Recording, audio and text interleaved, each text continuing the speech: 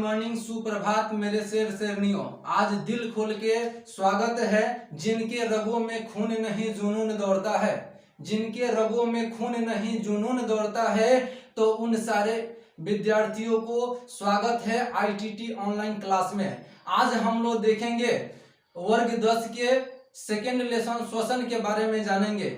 मुश्किल ने हौसलों से कहा, मुश्किल ने हौसलों से कहा तेरे बस की बात नहीं। हौसलों ने मुश्किलों के आंखों में आंखें डालकर बोली चल झूठी तेरी इतनी औकात नहीं। तो आज रसगुल्लो इस मंजिल को उसकी औकात दिखाना है। तो चलिए आज के सेशन का शुरुआत करते हैं। आज जानेंगे श्वसन के बारे में। श्वसन उन क्रियाओं के सम्मिलित रूप को कहते हैं।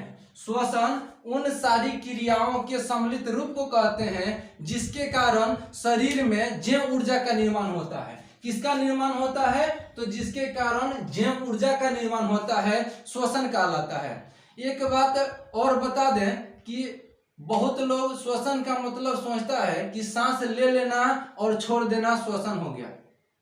तो सांस लेना और छोड़ देना श्वसन नहीं होता है, बल्कि श्वसन का एक भाग होता है। श्वसन बोले तो श्वसन उन सारी प्रक्रियाओं के सम्मिलित रूप को कहते हैं जिसमें बाहरी वातावरण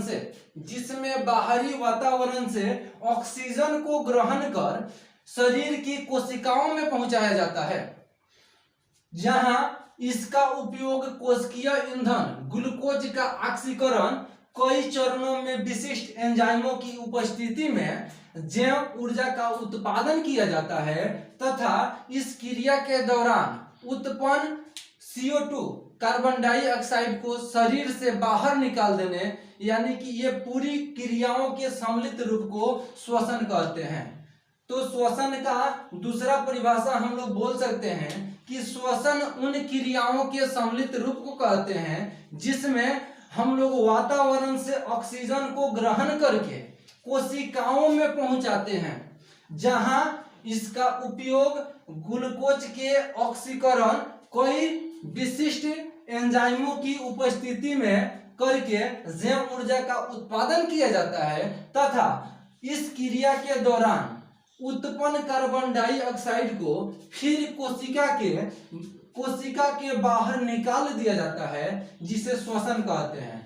देखिए हम लोग क्या करेंगे, एक ऑक्सीजन को लेते हैं और ग्लूकोज ऑक्सीजन का उपयोग करके ग्लूकोज क्या करेंगे, विभिन्न एंजाइमों की सहायता से ये विखंडन होगा तो 6CO2 कार्बन डाइऑक्साइड बनाता है, जल बनाएगा और ऊर्जा ATP का निर्माण करेगा।